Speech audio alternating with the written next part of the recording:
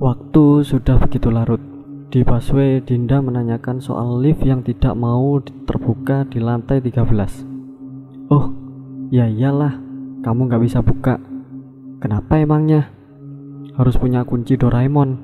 Di gedung ini hanya ada 2 kunci Doraemon, pemilik apartemen dan kepala UB. Kenapa harus kepala UB? Mungkin karena dia yang bersihin gedung ini. Repot juga kalau mau bersihin nyari-nyari dulu Mr. Rio. Kenapa juga lantai 13 ditutup permanen? Dari dulu sih katanya sempat dihuni, cuman orang pada nggak betah. Ditambah kasus Arini. Mereka menyenderkan bahunya ke kursi. Nampak begitu lelah oleh pekerjaan, ditambah Arini. Aku ngerasa berdosa banget udah ngatain ibunya Arini gila. Ibu mana yang sanggup menerima jika anaknya meninggal secara tragis? Aku pasti gila kalau jadi ibunya Arini. Aku denger dia anak satu-satunya. Udah, gak usah dilanjutin. Aku gak suka cerita sedih. Terlihat sekumpulan air mata di ujung mata Widya. Di balik sifat yang selebor, Widya masih memiliki hati yang lembut. Besok aku libur, mau mencari Riza. Serius? Emang kamu tahu dia di mana? Tahu rumah ortunya sih. Gila, hebat kamu bisa tahu di mana dia tinggal. Tahu dari mana? Sosial medianya. Widya tercengang. Seharian Dinda mencari alamat orang tua Riza. Ternyata mereka sering berpindah-pindah. Rasanya mau nyerah aja karena sehari pun sudah menjelang malam. Permisi Pak, apa benar di sini rumah orang tua yang bernama Riza? Wajah bapak itu berubah ketus. Dia tidak tinggal di sini, dia sudah pergi. Belum bertanya, bapak itu pergi masuk meninggalkan Dinda di depan pagar. Sekalinya bertemu seperti ini responnya. Tiba-tiba ibu pemilik warung yang tidak jauh dari rumah Riza memberitahu di mana dia tinggal sekarang. Seperti angin segar yang menerpa. Sebelum langit menggelap, Dinda bergegas mencari Riza yang tidak jauh dari lokasi saat ini. Akhirnya, wajah Riza terlihat heran karena ada seorang perempuan yang tengah duduk di depan kontrakannya. Dia berdiri dan tersenyum. Siapa ya? Saya Dinda. Ini Mas Riza kan? Iya betul. Ada keperluan apa ya? Saya mau bertanya soal Arini. Wajahnya berubah drastis. Dia bergegas masuk dan menutup pintu. Mas Riza, tolong mas. Arini tidak bunuh diri. Dia dibunuh seseorang. Berkali-kali Dinda menggedor pintu. Riza hanya mendengarkan dari dalam. Aku tahu, mas bukan pelakunya. Dia dibunuh mas, aku butuh bantuanmu. Sekian lama ada orang yang percaya jika dirinya tidak bersalah. Riza perlahan membuka pintu. Dari mana kamu tahu soal itu? Dinda menceritakan semuanya termasuk kilas balik yang dia saksikan dalam mimpi. Riza tak tahu soal ini. Tangannya begitu bergetar mendengar kisah tragis calon istrinya yang sudah menjadi kenangan. Arini, maafkan aku. Riza menangis menutupi wajahnya dengan kedua tangan. Masih terlihat jelas cinta yang begitu besar dalam dirinya. Dinda perlahan meletakkan handphone Arini di atas meja. Cukup membuat Riza terkejut. Ini milik Arini, ungkap Riza. Dia gadis yang sangat sederhana, cantik dan lembut. Handphonenya ini yang aku berikan kepadanya dulu sebagai hadiah ulang tahunnya. Air matanya masih berlinang, tak mampu terbendungkan lagi. Kenapa handphone ini ada di tanganmu?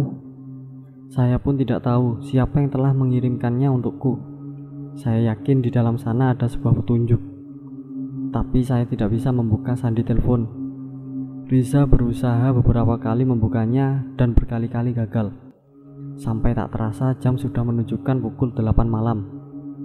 Sementara handphone hari ini mas pegang ya, sampai bisa terbuka. Minggu besok saya akan datang lagi. Kalau tidak, mas Riza bisa hubungi saya di nomor ini. Cukup melelahkan petualangan hari itu. Dinda sampai salah masuk kos. Untungnya masuk kosnya Widya. Lah, baru pulang Din. Pantesan dari tadi dipanggilin gak ada nyaut. Matanya sudah seperti lampu 5 watt. tidak kuat. Setelah merebahkan badan, Dinda langsung tertidur pulas. Ya ampun, kasihan amat ini orang. Kilas balik itu kembali lagi. Kini terlihat seseorang yang menaruh sebuah kertas di atas meja Arini. Lagi-lagi Dinda tak melihat wajahnya. Dia terbangun oleh suara seseorang yang tengah mengobrol di ruang tamu. Dinda baru sadar. Aku di mana ini? Banyak foto Widya. Perlahan dia berjalan mengintip di balik dinding. Pemandangan itu membuat Dinda terkejut. Rasanya dia tak menyangka Widya dan Sofyan tengah berciuman begitu mesra. Sikap Sofyan pun terlihat beda, tidak seperti biasanya. Dia terlihat begitu maco. Adegan itu berlangsung lama. Sialnya, Dinda menyenggol sesuatu yang membuat mereka berhenti dan Sofyan pun pamit pulang. Dinda, kamu udah bangun? Kamu tadi... Widya sedikit canggung. Dinda mengerti arah pertanyaan itu. Dia hanya menganggukkan kepala. Ketahuan juga akhirnya. Jadi selama ini mereka mempunyai hubungan yang disembunyikan. Kenapa disembunyikan? Tanya Dinda. Sofyan memintanya. Lagi pula hubungan kami baru terjalin beberapa minggu. Dinda langsung mengerti mungkin mereka malu jika publik mengetahui hubungan mereka. Secara mereka itu seperti kucing dan anjing. Kamu jangan bilang siapa-siapa ya, please. Iya. Dinda tersenyum. Oh iya Din, gimana soal HP itu? Udah ketemu sama Riza? Udah. Dia juga nggak tahu apa passwordnya, tapi lagi diusahain. Tinggal di mana dia? Di Pondok Gede? Jauh juga. Pantas kamu tepar. Pandangan Dinda tertuju di sebuah foto yang tertempel di dinding dan mendekatinya. Itu foto family gathering apartemen Rio Park. Kita kemah di kaki Gunung Salak. Nampak orang-orang bahagia yang terlihat di foto tersebut. Yang menyita perhatian Dinda itu Pak Jamal. Baru kali ini dia melihat Pak Jamal tersenyum. Beda dengan kesehariannya. Padahal aku baru masuk 1 bulan dulu. Sekarang udah 3 tahun aja aku kerja di sana. Ini yang bikin aku betah. Sofyan pun terlihat tampan saat mengenakan jaket kupluk berwarna hitam itu. Tiba-tiba Sofyan. Dinda seperti mengingat sesuatu. Ganteng kan dia? Aku juga heran sama dia. Kalau di kerjaan dia bisa serempong itu. Giliran sama aku berdua aja dia maco banget. Apalagi kalau dia meluk aku. Ototnya yang itu bikin aku kelepek-kelepek. Widya terlihat bahagia dan melampiaskannya dengan memeluk guling. Wid, jaket dia. Itu jaket kesayangannya. Dulu sering banget dipakai, sekarang gak pernah lihat lagi.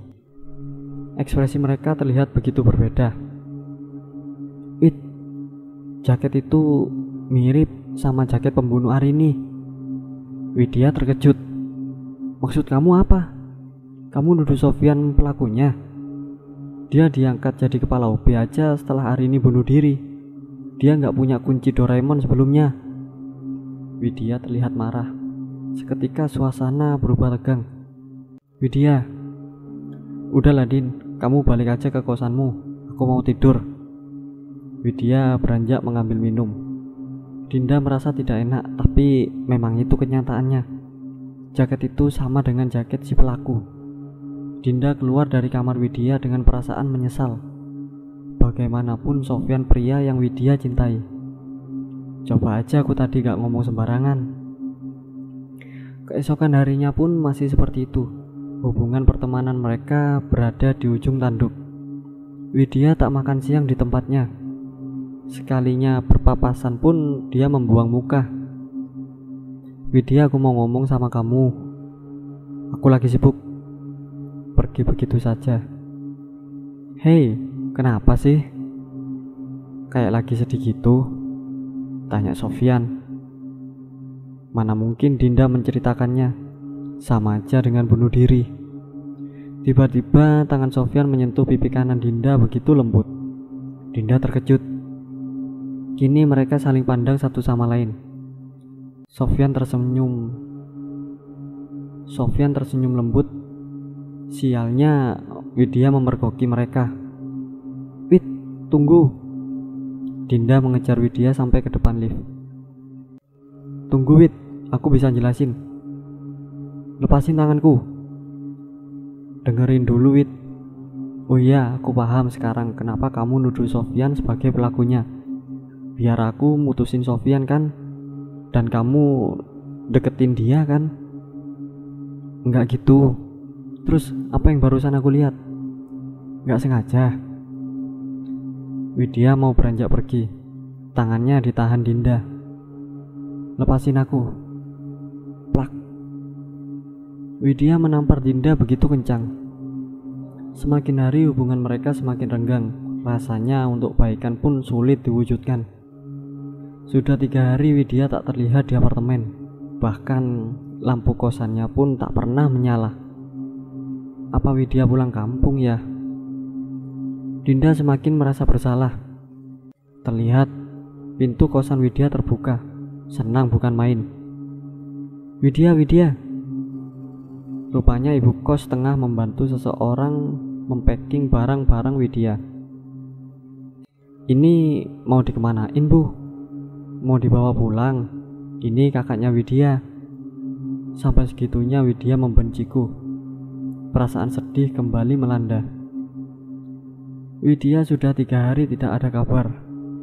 Pihak polisi belum menemukannya. Apa? Maksudnya Widya menghilang? Iya. Dinda langsung pergi ke apartemen untuk menemui Sofyan. Sesampainya di apartemen, dia tak melihat Sofyan sama sekali. Tiap lantai dia susuri sampai ke lantai 16. Namun nihil. Perasaan campur aduk memenuhi pikirannya. Ditambah tiba-tiba pintu lift terbuka di lantai 13. Seorang lelaki dengan tangan berlumuran darah memasuki lift. Dia berdiri di samping Dinda. Dinda tak menyangka rupanya Pak Jamal pun bisa masuk ke lantai 13. Berarti dia memiliki kunci Doraemon juga. Dari mana? Tanyanya dengan suara berat. Saya sedang mencari Sofyan. Hati-hati. Pak Jamal keluar di lantai 2, ruangan untuk para teknisi. Seketika sekujur tubuh Dinda lemas. Dia keluar dari lift dengan merangkak. Dinda, kamu kenapa? Sofyan langsung menggendong Dinda dan membawanya ke taman sekitar. Kamu sakit? Hei Dinda, jawab aku. Nafasnya begitu memburu. Memikirkan kemungkinan-kemungkinan yang terjadi, menyambungkan setiap kejadian yang mengarah ke Pak Jamal. Widya, apa jangan-jangan dia... Kenapa Widya? Kamu tahu kan Sofyan, Widya sudah 3 hari tidak masuk kerja. Aku pikir dia pulang kampung. Ternyata enggak. Dia hilang. Kakaknya pun tadi datang mencari Widya. Aku pun gak tahu dia ada di mana sekarang. Dia gak pernah seperti ini sebelumnya, ujar Sofyan dengan raut wajah yang terlihat sedih. Sebenarnya apa yang terjadi di antara kalian? Tanya Sofyan.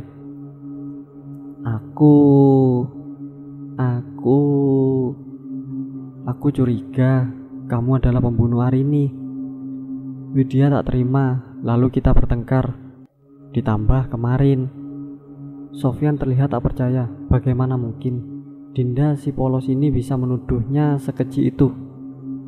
Maafkan aku Sofyan, aku gak mikir panjang soal itu. Karena jaket hitammu mirip dengan pembunuh Arini. Sofyan memeluk Dinda dan berkata, gak apa-apa, itu bukan salah kamu. Aku bisa memakluminya. Tapi Sofyan, aku kaget banget Pak Jamal. Kenapa Pak Jamal? Aku lihat dia keluar dari lantai 13. Tangannya berlumuran darah. Pikiranku kemana-mana. Aku merasa ada sesuatu yang menimpa Widya. Aku mau masuk ke lantai 13 Sofyan. Hatiku berkata dia ada di sana. Sofyan tercengang. Siapa tahu pembunuh itu sudah tahu kalau kita sedang menyelidiki kasus hari ini dan menyuruh Pak Jamal menyakiti Widya. Aku takut, Sofyan. Kamu punya kunci Doraemon itu kan? Aku punya. Rasanya lega setelah Sofyan mau mengantarnya ke lantai 13. Sekarang masih siang, lebih baik nanti malam kita masuk ke lantai 13-nya. Setelah semua pegawai pulang kerja, malam ini aku akan minta berjaga sendiri. Dinda gak sabar menunggu malam. Tiba-tiba ada panggilan nomor baru. Dia segera mengangkatnya berharap itu Widya. Halo, Widya. Dinda, ini aku Riza. Mas Riza? Iya, gimana mas? Apa kita bisa bertemu? Dinda melihat jam. Masih ada waktu sebelum ke apartemen. Lama menunggu Riza maklum karena jaraknya cukup jauh ke kosan Dinda. Sampai Dinda ketiduran. Pintu kos diketuk. Dinda terbangun dan buru-buru membuka pintu. Dia pikir itu Mas Riza. Rupanya Sofyan. Udah siap? Dinda belum sadar, rupanya jam sudah menunjukkan pukul 11 malam. Maaf Sofyan, aku ketiduran. Dia lupa dengan Riza. Tak lama berselang Riza datang. Hatinya begitu tak sabar ingin segera sampai. Widya, tunggu aku. Apartemen begitu sepi. Bahkan hanya ada security di pos jaga seorang diri. Kamu yakin, Vian? Semua orang sudah pulang? Iya, aku yakin. Mereka menaiki lift dan terbukalah lantai 13. Suasana sama seperti dalam mimpinya. Gelap, pengap, dan bau amis darah. Mereka hanya mengandalkan senter dari handphone. Kamar di sini banyak, Din. Kita harus buka satu-satu. Biar cepet, aku mulai dari sana ya. Sofyan pergi ke ujung lorong, tepatnya di belakang Dinda. Dinda pun sama mencari. Rupanya semua kamar terkunci. Kini Dinda berdiri di depan pintu 203 tempat Arini dibantai habis-habisan. Tangannya bergetar mengingat kejadian itu. Tiba-tiba handphonenya berdering, membuatnya kaget setengah mati. Ya ampun, Mas Riza, aku lupa. Halo Mas, maaf, aku lupa. Kamu di mana sekarang? Aku di depan kosanmu. Aku lagi di apartemen Mas, sedang mencari Widya temanku yang hilang. Nanti aku ceritain. Aku tutup dulu Mas. Sebentar Din, kamu sama siapa di sana? Aku sama Sofyan. Apa? Sofyan? Kamu harus pergi dari sana Din. Kenapa Mas? Kamu bersama pembunuh Arini. Bak disambar petir, Dinda terdiam dan handphonenya terjatuh. Halo, Dinda? Dinda? Dinda merasa ada seseorang yang tengah berdiri di belakangnya. Perlahan dia melihat Bruk. Sofyan memukul punggung Dinda sampai tak sadarkan diri. Sofyan membangunkan Arini dengan menyiramkan air. Keadaan kaki dan tangannya terikat. Halo Dinda sayang. Jadi selama ini kau orang yang aku cari. Bajingan, iblis. Sofyan mendekat menamparnya sampai tersungkur, lalu menjambak rambutnya agar duduk kembali. Dinda meringis kesakitan, namun Sofyan tak peduli. Dia malah semakin senang melihat Dinda berteriak. Apa aku iblis? Kalian para wanita lah yang iblis. Sudah kubunuh satu, datang lagi. Sofyan duduk kembali. Dia begitu menikmati daging segar yang masih berlumuran darah. Kamu mau sayang? Aku suapin kamu ya. Dinda meronta-ronta, sekuat tenaga menutup mulutnya. Bau daging itu begitu amis dan busuk. Makan. Dinda memutahkan daging itu ke lantai. Benar-benar membuatnya hampir pingsan. Muntah tak tertahankan. Tiba-tiba Dinda melihat benda aneh yang menempel di daging itu, seperti anting perempuan. Gimana rasanya? Enak kan? Itu kupingnya Widya. Sofyan tertawa terbahak-bahak. Dinda berteriak. Enggak, kamu bohong. Enggak percaya. Lihat di sana. Menunjuk ke pojok kiri Dinda. betapa menakutkan pemandangan itu. Sebuah tubuh tergantung dengan rupa yang sudah tidak utuh lagi. Darah mengalir di mana-mana. Enggak mungkin. Itu bukan Widya. Gak percaya. Sofyan menyeret Dinda dengan brutal. Lihat, siapa dia? Rasanya ingin pingsan saat itu. Jasad itu mengenakan blazer hitam bernama Widya Putri. Wajah yang sudah tak terbentuk lagi. Dinda histeris diiringi tertawanya Sofyan. Kenapa? Kenapa kau melakukan ini, Sofyan? Dia sangat mencintaimu. Apa? Cinta? Cintaku sudah mati bersama Arini. Dia yang membawa pergi. Aku sangat mencintainya, tapi dia menolakku. Kau bohong. Kau tidak mencintai Arini. Aku mencintainya. Sofyan berteriak di depan wajah Dinda. Kalau kau cinta, kenapa kau membunuhnya? Karena dia tak memilihku. Dia lebih memilih Riza, si anak bangsat itu. Selama aku tidak bisa mendapatkannya, tidak ada yang boleh memilikinya kecuali aku. Sofyan bertingkah seperti kesetanan. Dia membenturkan kepala Dinda ke dinding lalu memukul kakinya dengan balok kayu. Widya hanya perantaraku untuk mendapatkan informasi tentang ambisimu mengungkap kematian Arini. Dia terlihat bodoh sama denganmu. Kau pikir kasus sebesar itu tidak ada campur tangan orang dalam? Awalnya aku pikir kau hanya anak kucing yang ingin bermain denganku. Rupanya kau berubah menjadi anjing gila yang setiap saat bisa menerkamku, Dinda. Dinda begitu lemas. Sekujur tubuhnya sakit dengan tangan dan kaki yang masih terikat. Dia tergeletak dengan nafas yang terasa berat. Kau pikir polisi-polisi itu bisa diam karena apa? Oh iya, kulihat kau begitu hidup sehat. Organ dalammu pasti mahal. Dinda pasrah saat Sofyan mulai mengacungkan pisau eksekusinya. Mungkin hidupku akan berakhir di sini. Maafkan aku, Widya. Maafkan aku hari ini. Ucapnya begitu lirih. Aku titip salam untuk Arini dan Widya ya. Semoga kalian tenang di alam sana. Saat Sofyan mulai mengayuhkan pisaunya, tiba-tiba datang seseorang yang memukul kepala Sofyan sampai tersungkur. Susah payah dia bangkit berkali-kali, dia ditendang kembali dan terkapar lagi di lantai. Arini, Bapak menemukan pembunuhmu, nak. Bapak akan habisi dia sama seperti dia menghabisimu.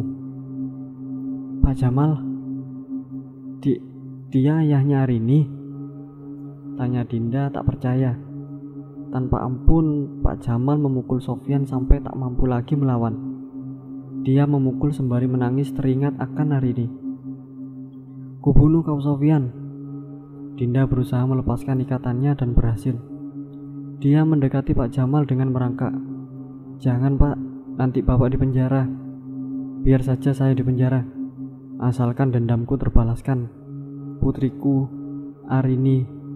Pak Jamal menangis tertunduk. Tangan kanannya terus memukul-mukul dadanya. Terlihat begitu sakit sampai tak keluar suara. Hanya air mata yang mampu menggambarkan kesedihannya saat itu. Maafkan Bapak, nak. Maafkan Bapak, kamu harus mengalami hal tragis seperti itu.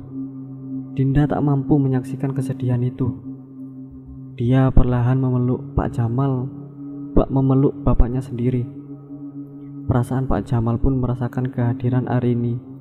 Dia mengelus-elus rambut Dinda dan terus berkata, Maafkan Bapak, nak. Sofyan bersiap menikam Pak Jamal dari belakang.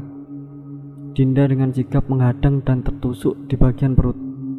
Arini, bajingan, kau harus mati. Pak Jamal memukul Sofyan sampai terjengkang, lalu menyeretnya ke depan balkon sama persis seperti Sofyan akan melemparkan Arini dulu. Kau harus membayar semua ini, Sofyan. Selamat tinggal dan pergilah kau ke neraka. Pak Jamal mengangkat Sofyan dengan mencekik lehernya. Tiarap, polisi. Riza datang dengan membawa sejumlah polisi, namun terlambat.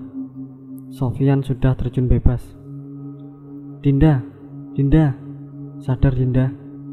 Riza berusaha menyadarkan Dinda yang tengah menahan sakit bersimpah darah. 1 bulan kemudian. Gimana lukamu? Tanya Riza. Sudah baik mas. Aku mau minta tolong. Apa? Bawa aku ke penjara. Aku ingin bertemu bapak mas. Riza mengabulkan permintaan Dinda. Pak Jamal, ada yang mau bertemu? Dari kejauhan Dinda sudah tersenyum bahagia. Sekian lama dia bisa melihat lagi Pak Jamal. Pak Jamal mendekat dengan mata yang berkaca-kaca. Ragu-ragu ingin memeluk Dinda, namun Dinda lebih dulu memeluknya. Tangis haru pecah untuk kesekian kalinya. Bagaimana lukamu Dinda? Aku sudah sembuh pak, tenang saja. Kisah ini berakhir bahagia. Dari sudut yang berbeda, Dinda bahagia pembunuh Arini sudah terungkap, namun Widya telah tiada. Ditemani Riza, Dinda duduk di samping batu nisan Widya, memeluknya karena rindu dan rasa bersalah yang tak kunjung pudar. Maafkan aku Widya, karena kamu meninggal seperti ini. Seandainya waktu bisa kuputar, aku tak akan mengajakmu dalam masalah ini. Kini Arini tenang. Aku harap kau pun tenang di sana Widya. Begitu banyak skandal di balik kasus Arini, terutama terungkapnya perdagangan organ manusia yang dilakukan oleh pimpinan apartemen dan dipecatnya polisi yang mendapat suap atas bungkamnya kematian Arini. Aku lebih memilih membunuh Sofyan daripada menyerahkannya ke polisi. Hukuman seumur hidup pun tidak pantas untuknya. Nyawa dibayar nyawa. Ketus Pak Jamal.